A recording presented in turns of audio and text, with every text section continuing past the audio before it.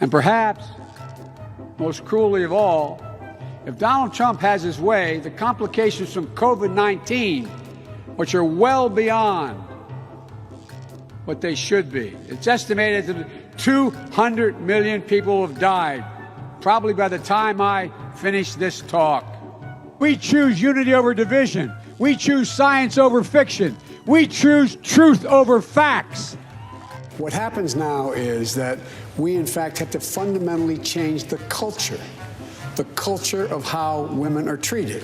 That's why, as vice president, when I asked the president I could start the movement on the college campuses to say it's on us. It's everyone's responsibility. No man has a right to raise a hand to a woman in anger other than in self-defense, and that's rarely ever occurs.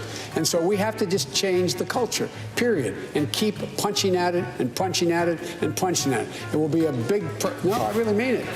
In Delaware, the largest growth in population is Indian Americans moving from India. You cannot go to a 7-Eleven or a Dunkin' Donuts unless you have a slight Indian accent. I'm not joking. Have you taken a cognitive No, test? I haven't taken a test. Why the hell would I take a test? Come on, man. That's like saying you, before you got in this program, if you take a test where you're taking cocaine or not, what do you think, huh? Are you a junkie? What do you say to President Trump, who brags about his tests and makes your mental state an issue for voters? Well, if he can't figure out the difference between an elephant and a lion, I don't know what the hell he's talking about. Did you watch that? Look, come on, man. I know you're trying to goad me, but I mean, I'm so forward looking to have an opportunity to sit with the president or stand with the president in debates. There can be plenty of time. And by the way, as I joke with him, you know, I shouldn't say it. I'm going to say something I probably shouldn't say. Anyway, I am very willing to let the American public judge my physical and mental my physical as well as my mental fitness. Check started relatively soon, sometime in April. Given the corona, I have not, though. I have not talked to any individual. Excuse me. you know, you're supposed to cough into your elbow. I don't know, sir. I learned that actually covering your White House. Actually, that's true. But fortunately, I'm alone in my home. But that's okay. All right. I agree. You're right. You should it's kind of old school to do it with your hand. Do it into your elbow. You're supposed to do it. Thank you.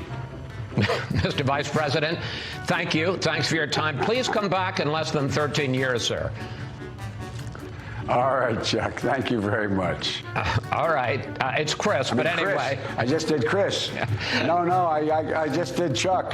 I tell you what, man, these are back to back. Anyway. No, it's I don't okay. know how you do it early in the morning, too. Safe travels on the... For America to get back up on its feet and once again fight for the proposition that we hold these truths to be self-evident. Sounds corny.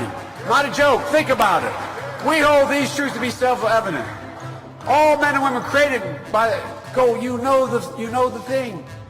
I'm coming directly to you for ask a quick favor. Will you add your name today to join our team? They don't want to help. They don't know quite what to do. Play the radio. Make sure the television. Make sure you have the record player on at night. The phone. My name's Joe Biden. I'm a Democratic candidate for the United States Senate. Re-election. We can only re-elect Donald Trump. Yesterday, you said you accepted Bernie's apology, and now you're attacking him. Why are you doing that? Go. Why wasn't his apology enough, Mr. Vice President? Why attack Sanders? Why? You're getting nervous, man. Just calm down. I know more than most people know, and I can get things done. That's why I'm running. And you want to check my shape on? Let's do push-ups together, man. Let's run. Let's do whatever you want to do.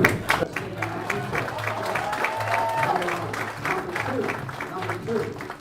No one has said my son has done anything wrong, and I did not on any occasion.